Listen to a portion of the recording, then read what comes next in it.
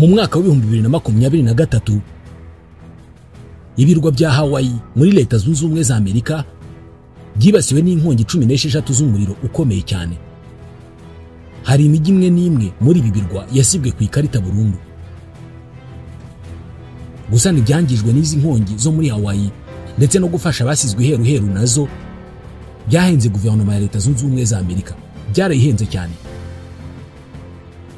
Kuva mu ntangiriro z'umwaka wa 2024 kompanyi z'ubwishingizi muri Leta Zunze Ubumwe za Amerika zishyuye miliyari 34 z'amadolari ya Amerika mu kwishyura indishyi z'ibyangijwe n'ibiza kamere muri Leta Zunze Ubumwe za Amerika. Aya nayishyuwe mu mezi 6 yonyine. Hagati y'ukwezi kwa mbere n'ukwezi kwa gatandatu inkubi z'umuyaga zivanze n'imvura zagiye zisimburana kuri Leta Zunze Ubumwe za Amerika. Ibiza bifitanye isano n'ikirere byibasiye iki gihugu byari biremereye ku buryo buri kimwe muri byo cyagiye cyangiza ibintu bifite agaciro karenga miliyari y'amadolari. Ni inshuro ebyiri z'agaciro k'ibyangizwaga n'ibi biza mu myaka 10 ishize. Leta yakozweho cyane n'ibi biza muri Leta Zunze Ubumwe za Amerika zose ni Texas. Iyi yibasiwe n'ibyitwa tempête de neige, aho haza umuyaga mwinshi uri mu rubura. Mu kwezi kwa kabiri iyi tempête de neige yaraje irabashegesha. Bigeze mu kwa kane bibasiwe n'undi muyaga w'inkubi ukomeye cyane nawo wasenye byinshi. Mu gihe batarashira impumu mu kwa gatandatu babikubisweho n'ikindi kiza gikomeye cy'imvura nyinshi irimo n'inkuba ndetse n'imirabyo n'umuyaga mwinshi byangije bifite agaciro ka miliyari 8 z'amadolari. Izindi leta zakubiswe hasi n'ibiza kamere muri Leta Zunze Ubumwe za Amerika ni California na Floride. Zimwe muri kompanyi z'ubwishingizi zishyuye abazigannye bo muri izi leta zigeraho amafaranga azishirana ku buryo rwose zirimo guhagarika gukorera muri izi leta eshatu. Mu mazi iminsi mwumva inkongi y'umuriro yibasiye umujyi wa Los Angeles muri California. Inkongi yaturutse ku kuba mu mwaka wa 2023 imvura yaraguye ari nyinshi cyane mu nkengero z'uyu mujyi hakamera ibyatsi n'ibiti byinshi bigatoha cyane, ariko mu 2024 izuba rigacana ari ryinshi cyane bya bimera byameze bikuma. Ejo bundi inkongi y'umuriro yadutse mu nkengero z'agace ka Pacific Palisade birangira ifashe umujyi wose. Uyu mujyi n'inkengero zawo byagurumanye mu gihe cy'ibyumweru hafi 2. N'uyu munsi hari ahagishya ariko byagabanyije umuvuduko. Habarurwa miliyari zishobora kugera kuri 500 z'amadolari y'ibyangijwe. Inzu nziza z'abakire batuye Los Angeles zahindutse umuyonga ku buryo cyahoze ari umujyi ubu nivu nk'iryo mwitanura. Ndabasuhuje, nitwa Ismail Mwanafunzi. Leta Zunze Ubumwe za Amerika nicyo gihugu kibasirwa n'ibiza kamere kurusha ibindi byose ku isi. Mu mwaka wa 2023 nicyo gihugu kibasiwe n'ibiza kamere kurusha ibindi. Ibi ni nako byagenze mu yindi myaka. Mu 2023 Leta Zunze Ubumwe za Amerika zakurikiwe n'Ubushinwa mu kwibasirwa n'ibiza byinshi. Ibihugu bibiri byibasiwe n'ibiza bike mu 2023 ni Ubutaliyani na Repubulika ya Demokarasi ya Kongo. Leta Zunze Ubumwe za Amerika zihura n'ibiza ku buryo iki gihugu kibaye atari igihugu cy'igihangange gifite uburyo bukomeye cyane bwo kwirinda no kwegura umutwe nyuma y'ikiza runaka, rwose byagorana. Ibiza biba muri Leta Zunze Ubumwe za Amerika bibaye ku gihugu gikennye kigomba kuba cyasenyuka burundu. Kubera iki Leta Zunze Ubumwe za Amerika igihugu cy'igihangange gihora mu biza? Ese no kubera aho giherereye? Ni imyitwarire n'imibereho y'abagituye? Ni ukubera iki mu by'ukuri? Tubahaye ikaze. Mu gihe cya vuba hari imyaka 3 yaje imbere mu kuba mibiza byahenze Leta Zunze Ubumwe za Amerika kurusha indi. Ni umwaka wa 2017 aho ibiza kamere byangije bifite agaciro ka miliyari 395 na miliyoni 900 z'amadolari. Hari umwaka wa 2005 aho Leta Zunze Ubumwe za Amerika zahuye n'ibiza byangije bifite agaciro ka miliyari 268 na miliyoni 500 z'amadolari. Ndetse n'umwaka wa 2022 aho ibiza kamere byangije bifite agaciro ka miliyari 183 na miliyoni 600 z'amadolari. Gusa birashoboka ko nta mwaka warushije uyu nguyu turimo w'2025 kwangiriza Leta Zunze Ubumwe za Amerika, kubera ko mu cyumweru cya mbere cy'uyu mwaka ku itariki ya 7 y'ukwa mbere ikiza cyibasiye Los Angeles muri California gishobora kuzatwara miliyari 500 z'amadolari, kandi nabwo umwaka ugitangira. Muraza kubibona kuva mu mwaka w'1980 kugera mu 2024 abashinzwe guhangana no gukumira ibiza muri Leta Zunze Ubumwe za Amerika begeranije ibiza 403 bikomeye byangije ibintu bifite agaciro ka miliyari y'amadolari ku kiza kimwe, ariko ibyangijwe bibarwa bikaba ari umutungo w'abantu ku giti cyabo, apana umutungo rusange. Ibyo biza 403 byatwaye Leta ya Amerika triliyoni 2 na miliyari 915, ubwo ni miliyari 2915. Uratekereza ko hari ikindi gihugu cyapfa kuyabona? Kandi ibingibi ntabwo ari ibiza byose, ahubwo hatoranyijwe ibikomeye kurusha ibindi 403 byonyine. Nk'ubu mu 2024 mu kwezi kwa mbere igice cy'amajyaruguru ya Leta Zunze Ubumwe za Amerika ndetse na bimwe mu bice byo hagati byarabanje bikubitwa n'inkubi y'umuyaga mu bukonje bukomeye cyane. Ni inkubi y'umuyaga yari ivanze n'urubura aho hari mu kwa mbere. Mu kwezi kwa kabiri inkongi y'umuriro yibasiye agace ka South Fork ni muri New Mexico, ikongora inzu z'abantu, ibinyabiziga n'ibikorwa by'ubucuruzi. Ibi byakurikiwe n'ubushyuhe bukabije cyane bwibasiye igice cy'amajyepfo ya Leta Zunze Ubumwe za Amerika na bimwe mu bice by'amajyaruguru n'uburasirazuba. Nta ibyo bitari bihagije, ibi byakurikiwe n'umwuzure wibasiye leta zitandukanye. Inkubi z'umuyaga 6 zibasiye leta zo mu majyepfo no hagati muri Leta Zunze Ubumwe za Amerika zose. Izi zakurikiwe n'izindi nkubi 5 zirimo Beryl, Debbie, Francine, Hélène na Milton. Nk'uyu witwa Hélène wabaye hagati y'itariki ya 24 n'iya 29 mu kwezi kwa 9 mu mwaka wa 2024. Iyi nkubi yishe abantu 219, isenya ibintu bifite agaciro ka miliyari 79 na miliyoni 600 z'amadolari mu minsi ine yonyine. Milton yo yabaye mu kwezi kwa 10 ihitana abantu 32, isenya ibifite agaciro ka miliyari 34 na miliyoni 300 z'amadolari. Beryl yo ni inkubi y'umuyaga yabaye umunsi umwe ku itariki ya 8 y'ukwezi kwa 7 mu 2024, ariko yatwaye ibifite agaciro ka miliyari 7 na miliyoni 200 z'amadolari. Ingero nk'izi umuntu yazivuga bukira bugacya. Ibyangirika kubera ibiza muri Leta Zunze Ubumwe za Amerika biramutse bibaye ku kindi gihugu, ubanza hari kitakubura umutwe. Kubera iki Leta Zunze Ubumwe za Amerika? Ku bantu benshi b'impuguke mu by'ubumenyi bw'isi, aho Leta Zunze Ubumwe za Amerika ziherereye niyo mpamvu y'ingenzi ituma iki gihugu gikunda kwibasirwa n'ibiza kamere bikomeye kandi byinshi kurusha ahandi hantu ariho hose ku isi.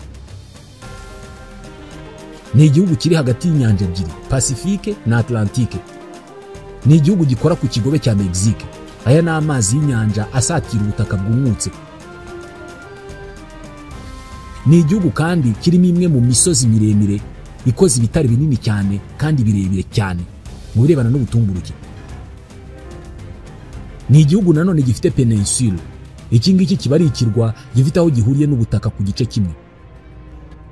Ni nk'umwigimbakirwa munini cyane. Ni ahantu haba hazengurutswe n'amazi y'inyanja cyangwa se ikiyaga ku mpande zose usibye uruhande rumwe.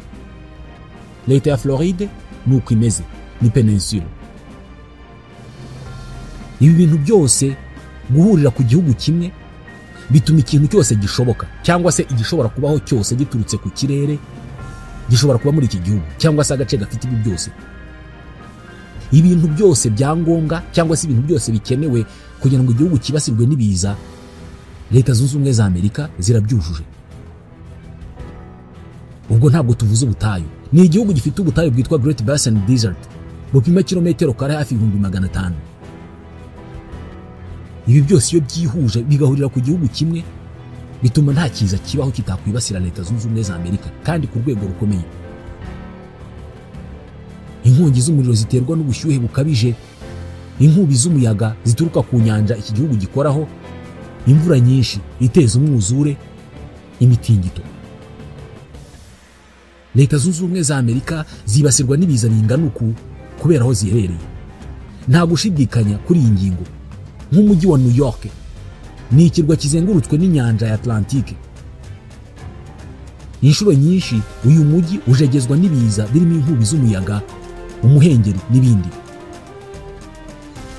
Amazi y'inyanja azamuka buri mwaka ku buryo hari impungenge ko mu myaka 30 igiye kuza Manhattan, aka ni agace ko muri New York, gashobora kuzarengerwa. Ibi byatumye ubuyobozi bw'umujyi wa New York buteganya ingingo y'imari ya miliyari 20 z'amadolari yo kuvugurura imiterere y'ibikorwa remezo muri uyu mujyi. Uyu mujyi urimo uranubaka urukuta rwo gukumira ingaruka z'umwuzure. Impuguke zibara ko amazi y'inyanja azazamukaho santimetero ziri hagati ya 20 na 75 hagati y'uyu munsi n'umwaka wa 2050. Ibizahita bituma uyu mujyi urengerwa. By'umwihariko Manhattan ni iri mu bibazo bikomeye cyane kubera kwizengurutswe n'inyanja ya Atlantique, East River n'uruzi rwa Hudson. Mu bice bimwe by'uyu mujyi ku nkombe z'amazi harimo harubakwa urukuta rurerure cyane kugira ngo aya mazi nazamuka ntazarenge urwo rukuta ngo ajye kumara abantu. Kubera ko ari abakire, Abanyamerika bafite ubushobozi bwo gukora ibi byose mu kwirinda, ariko n'ubundi ntabwo bibuza ibiza guhitana Abanyamerika benshi. Ibice bimwe bya Leta Zunze Ubumwe za Amerika byibasirwa n'ibiza byinshi ku buryo hari Abanyamerika bimuka bakava muri leta imwe bakajya gutura mu yindi kubera ko iyo babagamo yibasirwa n'ibiza byinshi. Hari abantu bafashe icyemezo cyo kuva muri leta ya California, by'umwihariko mu gice cy'amajyepfo y'iyi leta, bajya kwiturira ahandi hantu kubera ko iyi leta ikunze kwibasirwa n'inkongi z'umuriro. Hari leta zikunda kwibasirwa kurusha izindi, ahanini bitewe n'aho ziherereye. Nka New Jersey iherereye ku nkombe y'inyanja ya Atlantique mu burasirazuba bwa Leta Zunze Ubumwe za Amerika. Iyi ni leta ituwe n'abaturage benshi kandi bacucitse, bivuze ko bari mu byago byinshi by'imyuzure. Mu mezi amwe n'amwe y'umwaka amazi y'inyanja arashyuha cyane, ibigira uruhare rukomeye cyane mu gukurura inkubi z'imiyaga nazo ziza zikamara abantu muri iyi leta. Nk'umuyaga wiswe Sandy nicyo kiza gikomeye kuruta ibindi byose kibasiye leta ya New Jersey. Mu 2012 uyu muyaga wishe abantu 43, wangiza ibifite agaciro ka miliyari 83 z'amadolari. Mu 2021 iyi leta yibasiwe n'undi muyaga bise Ida. Uyu wo wangije ibifite agaciro ka miliyari 80 na miliyoni 200 z'amadolari. Kandi ubwo mu 2011 bari bibasiwe n'undi muyaga wiswe Irene. Uyu nguyu wangije ibifite agaciro ka miliyari 17 z'amadolari. Mu 2004 bari bakubiswe hasi n'undi muyaga wiswe Ivan, wangije ibifite agaciro ka miliyari 32 z'amadolari. Mu 2022 honyine iyi leta yakubiswe n'ibiza 47. Imyuzure n'imiyaga nibyo bikunda kwibasira New Jersey. Buri leta mu ziyunze za Amerika yibasirwa n'ikiza runaka mu buryo busa n'ubuhoraho bitewe n'aho iyo leta iherereye. Nk'ubu leta ya California iri mu mujyi wa Los Angeles umaze iminsi ugurumana, ni imwe muri leta zikunze kwibasirwa n'inkongi ziturutse ku mpamvu kamere cyangwa se ihindagurika ry'ikirere. Kuva mu mwaka wa 2018 muri iyi leta ya California hamaze kuba inkongi z'umuriro 4976. Amakuru avuga kuri California yakunze kwigarurirwa n'ay'inkongi kuva icyo gihe. Iyi leta irashyuha cyane, irumagaye kandi bamwe umuyaga mwinshi. Birasa naho ikintu cyose kiri muri iyi leta gishobora gukurura inkongi. Gusa hari ikintu kimwe kirusha ibindi byose gukurura inkongi muri California. Abantu bibarwa ko abantu aribo batangije 84% by'inkongi zose zibasiye leta. Ni abantu batwika babishaka cyangwa se kubw'impanuka. Igihangayikisha cyane muri iyi leta ni uko habaye inkongi, ibikorwa by'abantu nk'inzu n'indi mitungo biribasirwa. Muri iyi myaka umubare munini w'abaturage bo muri California bagiye bava mu bice by'imijyi bakajya gutura ahantu hari ibyago byo kwibasirwa n'inkongi. Uko byagenda kose mwarabyumvise ko guhera ku itariki ya 7 y'ukwezi kwa mbere muri uyu mwaka wa 2025 mu duce dutandukanye muri Los Angeles n'ubundi muri California twibasiwe n'inkongi y'umuriro iri ku rwego rutari rwarigeze kubaho. N'uyu munsi hari ahagishya. hari abantu batakaje ibyabo burundu ku buryo barimo gusaba ubufasha. Kuva mu byumweru hafi 3 bishize, igice cy'uburengerazuba bw'amajyepfo ya Leta Zunze Ubumwe za Amerika muri California, by'umwihariko mu mujyi wa Los Angeles, wari umeze nk'uri mu itanura ry'umuriro kubera inkongi z'umuriro zibasiye umujyi. Amashyamba, inzu z'abantu n'ibindi bikorwa remezo byagurumanaga nk'amashara. Iyi nkongi y'umuriro yigabanyijemo amashami 6 zihinduka inkongi z'umuriro 6 zibasiye ahantu hamwe. Los Angeles muri California ni inkongi yatwitse zimwe muri quartier za mbere nziza muri Leta Zunze Ubumwe za Amerika, quartier zihenze zituyemo abakire bamwe baba bafite inzu z'akataraboneka zibarirwa mu gaciro ka miliyoni nyinshi z'amadolari. Zimwe muri quartier nziza kandi zihenze muri California nizo zahiye.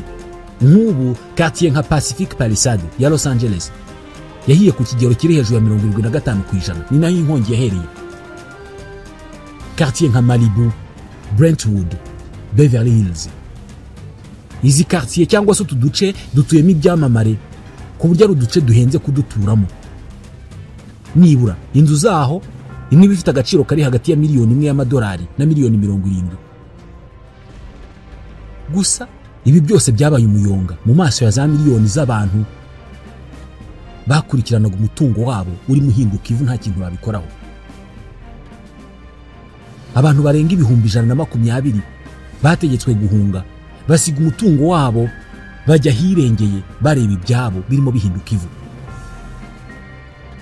Inzu zirenga ibihumbi 13 zarangiritse cyangwa se zirasenywa burundu, mu gihe abantu 25 bitabye Imana, abandi benshi baburirwa irengero.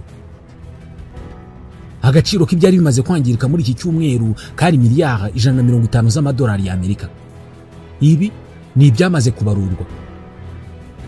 Habarwa ko ibarura ry'ibyangiritse nirirangira, agaciro k'ibyangiritse gashobora kuzagera kuri miliyari 500 z'amadolari. Nta kiza cyari cyarigeze gikubita hasi Leta Zunze Ubumwe za Amerika kuri uru rwego. Iki nicyo kiguzi kiri hejuru cy'ibyangijwe n'ibiza muri Leta Zunze Ubumwe za Amerika. Abantu benshi ikibazo batasibye kwibaza ni uburyo byagenze kugira ngo umuriro unganuku utwike zimwe muri quartier cyangwa se tumwe mu duce twiza kurusha utundi muri Leta Zunze Ubumwe za Amerika. Umujyi wa kabiri utuwe cyane nka Los Angeles utuwe na miliyoni 3.8 z'abantu, igice kimwe cyawo kigashya kigakongoka. Byagenze bite ngo Leta ya California ifite ubukungu bwa 6 bunini ku isi inanirwe guhangana n'ikibazo cy'inkongi y'umuriro, n'ubundi leta isanzwe yibasirwa n'inkongi z'umuriro buri mwaka? Ubundi izi nkongi zakomotse mu gihe cy'itumba aho kuba mu gihe cy'impeshyi nk'uko byari bimenyerewe. Uyu muriro watewe n'iki? Ninde ugomba kubazwa iby'iki gihombo cy'izi nkongi? Ibyago by'uko ibiza nk'ibi ngibi by'inkongi byagera henshi ku isi no mu bihugu bya Afurika biranga n'iki?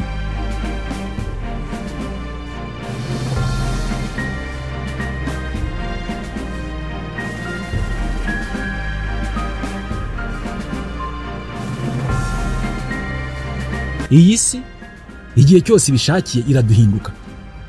Ibyo twese turabizi. Ijya yitora ikaruka umuriro, yabishaka ikitigisa ibyo twayubatseho byose bikarindimuka. Iyi nabishatse iteza umuyaga n'ubushyuhe bukomeye, bigateza inkongi zikomeye zimara abantu n'ibyabo. Babyita feu de forêt. Mu Kinyarwanda wagenekereza ukabyita umuriro w'ishyamba. Hari ubwo impeshyi ikomera cyane bigateza ibyo twita amapfa, ibyatsi n'ibiti bikuma cyane. Iki gihe y'ahantu humagaye kuri uru rwego biba byoroshye ko agashashi gato cyane kaba gashobora gukongeza aho hantu, umuriro ugaca ibintu ku rwego kuwuzimya bigorana. Uwo muriro ushobora gutangizwa n'akantu gato nk'umuntu unyoye itabi akajugunya umwambi hasi ucyaka, cyangwa se ugatangizwa n'impamvu kamere nk'inkuba ishobora gukubita umurabyo wonyine ugafata kuri bya byatsi byumye, umuriro ugatangira ubwo. Ibi nibyo byabaye kuri California. Ni umuriro watangiye kuwa kabiri ku itariki ya 7 y'ukwezi kwa mbere, uhera hitwa Silmar mu majyaruguru ya San Fernando. Bitekerezwa ko watangiye ari umuriro muke wafashe ibyatsi byumye, ariko ukagenda ukwirakwizwa n'umuyaga mwinshi uri muri ako gace ugera hafi y'aho abantu batuye. bituma wangiza ibifite agaciro karenga miliyari 150 z'amadolari zishobora kuzagera kuri 500. Ku bantu bafite amakuru kuri Leta Zunze Ubumwe za Amerika, California barayizi, ni leta isobanuye ubukire. Iyi leta ubwayo yihariye umusaruro mbumbe wa trillion 3 na miliyari 900 z'amadolari ya Amerika. Ubwo ni miliyari 3,900 z'amadolari. Uyu musaruro ni 14% by'umusaruro mbumbe wose wa Leta Zunze Ubumwe za Amerika. Iyo California iza kuba igihugu ukwacyo, yari kuba ari igihugu cya gatanu gikize cyane kurusha ibindi ku isi. Yari kuza inyuma ya Leta Zunze Ubumwe za Amerika, Ubushinwa, Ubudage n'Ubuyapani. California nka leta ituwe n'abaturage miliyoni 38, ikize kurusha ibihugu nk'Ubuhindi, Ubwongereza n'Ubufaransa. Mu bigo 500 bikize kurusha ibindi ku isi, 57 kuri byo nibyo muri California. Mu gice cy'amajyaruguru y'iyi leta hari uduce nka Silicon Valley, iwabo w'ibigo by'ikoranabuhanga hafi ya byose bikomeye ku isi. Mu gice cy'amajyepfo ho hari umujyi wa Los Angeles. Iki ni igicumbi cya Leta Zunze Ubumwe za Amerika mu birebana n'umuco, by'umwihariko gutunganya za filime. Iyo ahantu hari ibikorwa byinjiza amafaranga menshi, abahatuye nabo baba bakire. Muri California hari abakire 197 bafite umutungo urenga miliyari y'amadolari umwe. Nta yindi leta muri Amerika ituwe n'abanyamafaranga benshi kuri uru rwego.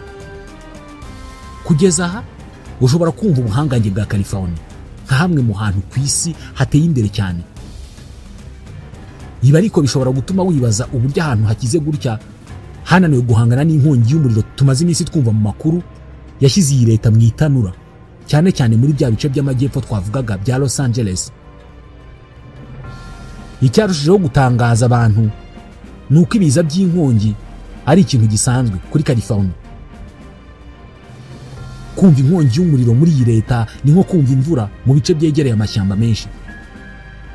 Ni ibintu abaturage baho bamenyereye, ndetse nicyo kiza cya mbere kibahangayikisha kurusha ibindi. Mu kanya twabivugagaho. Nk'ubu mu 2024 honyine inkongi z'umuriro zibarirwa mu 824 zibasiye leta ya California, zitwika ubutaka bugera kuri hegitari 424. Ubu ni ubutaka bugera hafi kuri 20% by'ubutaka bwose bw'u Rwanda. Gusa ni buto cyane ubugeranije n'ubutaka bwa California muri rusange, bungana na kilometero kari 423 na 970. Ni hegitari miliyoni 42 n'ibihumbi 397. Ku bihugu nka Leta Zunze Ubumwe za Amerika, ikibazo cyo kuzimya inkongi z'umuriro kiba gikomeye cyane kandi bagishyiramo imbaraga cyane. Birumvikana bamenyere ko igihugu cyabo gikunze gushya. Hari urwego rushinzwe kuzimya inkongi z'umuriro rwihariye, nk'uko hari urwego rwa gisirikare cyangwa se igipolisi. Kubera uburyo ikibazo cy'inkongi y'umuriro gikomeye cyane muri California, ubuyobozi bw'iyi leta bwashyizeho uburyo buhamye bwo guhangana n'izi nkongi. Muri iyi leta urwego rushinzwe kuzimya inkongi z'umuriro ruhabwa ingengo y'imari, rukagira n'imikorere yihariye. Birumvikana abashinzwe kuzimya umuriro cyangwa se aba firefighters nk'uko babita, bakenera byinshi birimo ibikoresho nka bya bikamyo bya rutura bifite citerne zitwara ibihumbi by'amaritiro y'amazi. Bakenera za kajugujugu zigenda hejuru ya harimo gushya zimisha za hegitoritiro z'amazi. Bakenera za drone zishobora kugenda hejuru y'amashyamba arimo gushya zohereza ibishobora kuzimya. Bakenera imyambaro yabugenewe bambara bakajya mu birimi by'umuriro n'ibindi. California niyo leta ya mbere muzihora ziteguye guhangana n'inkongi y'umuriro. Ifite imodoka nyinshi zizwi nka kizimyamoto zifashishwa mu kuzimya umuriro, ikagira indege zagenewe uwo murimo, ndetse n'abakozi babarirwa mu bihumbi 10 bakora ako kazi.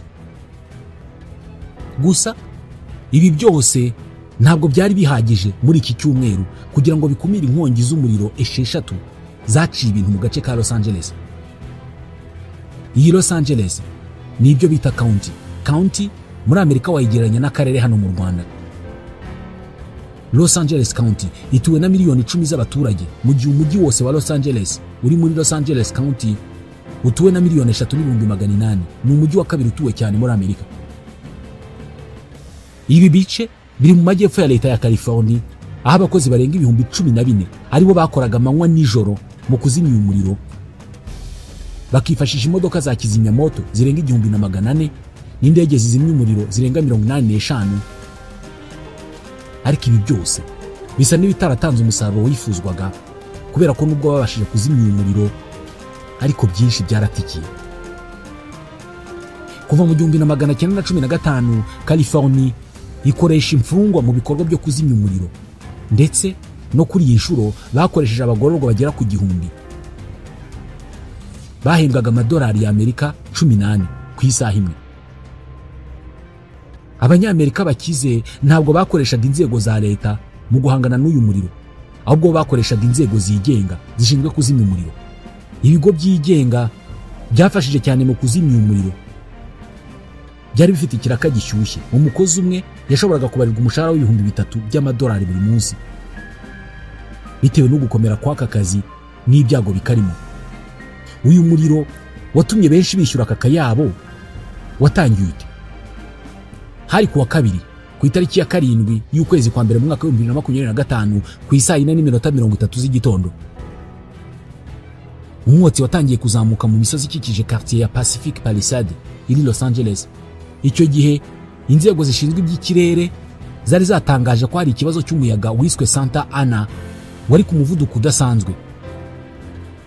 Bavuga ko ari umuyaga ugiye kwibasira umujyi wa Los Angeles ugakomeza ugana mu nyanja. Bavuga ko uyu muyaga uzaba urimo guhuha uturuka mu butayu bwa Mojave buri nyuma ya Los Angeles. Muri make, igitandukanye umujyi wa Los Angeles n'ubutayu bwa Mojave ni imisozi iri hagati y'impande zombi. Iyi misozi yagize uruhare rukomeye cyane muri iyi nkongi, turaza kubivugaho mu kanya. Gusa uwo muyaga watumye umuriro ukwirakwira ku muvuduko munini cyane, ku buryo nyuma y'amasaha 2 utangiye wari umaze kuba mwinshi cyane. Abaturage ba mbere batangira guhunga. Byageze saa 10 z'umugoroba, abaturiye ako gace basabwe guhunga mu buryo bwihuse, kubera ko byari byagaragaye ko uyu muriro udashobora kuzima mu ijoro rimwe. Ahagana saa 4 z'ijoro, inkubi y'umuyaga yatumye wa muriro utangira gutwika inzu z'abaturage, bucya izigera ku 1000 zabaye umuyonga. Kuwa gatatu, inzego zishinzwe kuzimya umuriro zabyutse zifite akazi kenshi, gusa ubwinshi bw'umuyaga n'ubuke bw'abakozi byatumye nta kinini bakora. Mu ijoro ryo kuwa gatatu, uyu muyaga wari urimo kugenda ku muvuduko wa kilometero 150 ku isaha, ku buryo indege zifashishwaga mu kuwuzimya zitashoboraga kuguruka mu kirere kirimo umuyaga ufite uwo muvuduko. Iki gihe byari ingenzi cyane kubera ko ari bw'umuriro wakwirakwiye mu bice byinshi, kandi inzego zishinzwe kuwuzimya ntabwo zari mu kazi.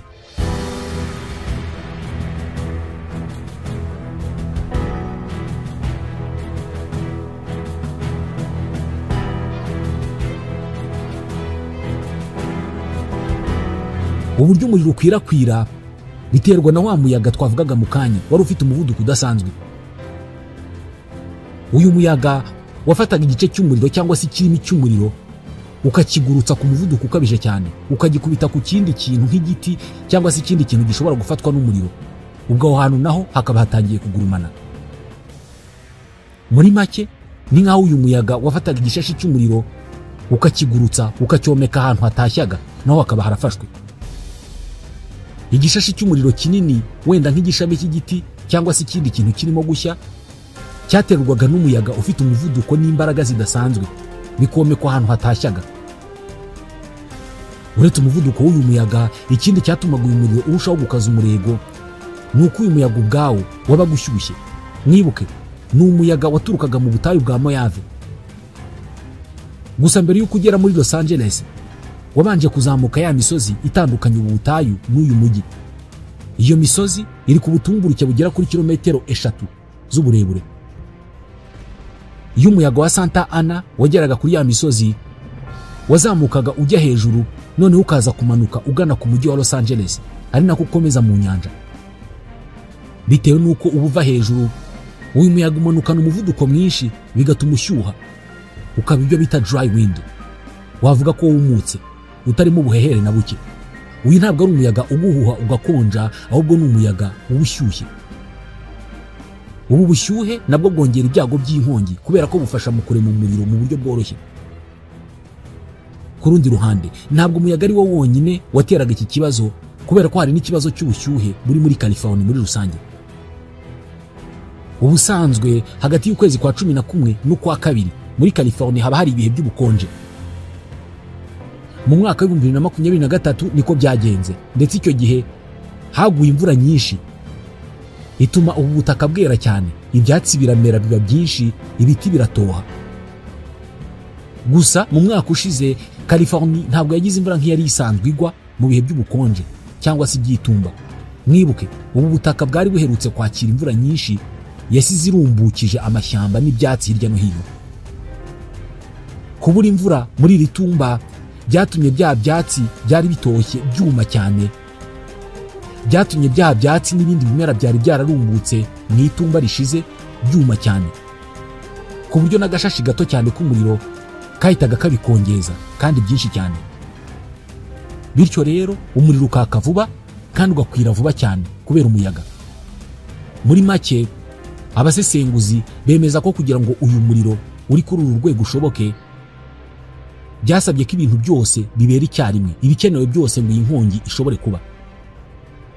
Icya mbere byasabye wa muyaga ushyushye kandi wihuta, bisaba ubutaka bushyushye kandi buriho ibintu bishobora gukwirakwiza umuriro, bisaba ko imvura itagwa mu gihe yakabaye igwa. Buri kimwe cyarabaye, icyari gikenewe kugira ngo iyi nkongi ibe cyarabaye. Iyo haza kuburamo kimwe byarashoboraga ko iyi nkongi itari kuba. Uyu munsi uyu muyaga watangiye kugabanya umuvuduko, ari nabwo iyi nkongi yatangiye kugabanuka. Nibwo abashinzwe kuzimya batangiye kuzimya ahantu hamwe na hamwe. Gusa hari impungenge ko uyu muyaga ushobora kuzagaruka mu cyumweru gitaha.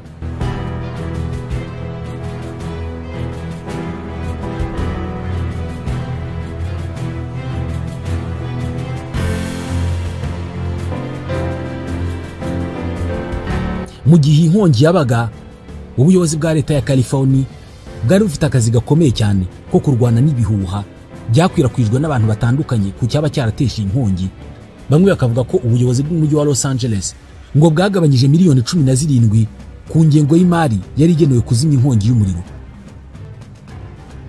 Usibye kuba iyi nkongi yarageze kuri uru rwego, leta ya California ikiza kiyibasira kurusha ibindi byose ni inkongi z'umuriro. Mu gihe ubushyuhe bukomeje kwiyongera ku isi, byitezwe ko inkongi z'umuriro nk'izi ngizi zizarushaho kwiyongera. Umwaka wa 2024 niwo mwaka washyushye cyane mu mateka y'isi kuva ibipimo by'ubushyuhe byatangira gufatwa. Uyu ni nawo mwaka isi yarengeje igipimo cya dogere Celsius 1.5 ku mpuzandengo y'ubushyuhe isi yari iriho mbere y'itangira ry'inganda.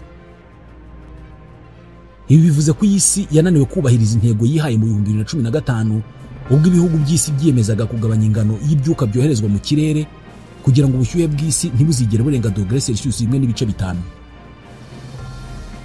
Ku rundi ruhande, umwaka wa 2024 niwo mwaka wa mbere ku isi woherejwemo imyuka myinshi yangiza ikirere kurusha indi myaka yose kuva ibi bipimo byatangira gufatwa. Mu yandi magambo, nubwo ingamba zo kwirinda ari nziza ndetse zashyizweho mu buryo bwinshi, ariko birasa naho zitarimo gushyirwa mu bikorwa mu buryo bwifuzwa. Bityo ibi byose ni ikindi kimenyetso cy'uko isi izakomeza gushyuha mu myaka iri imbere.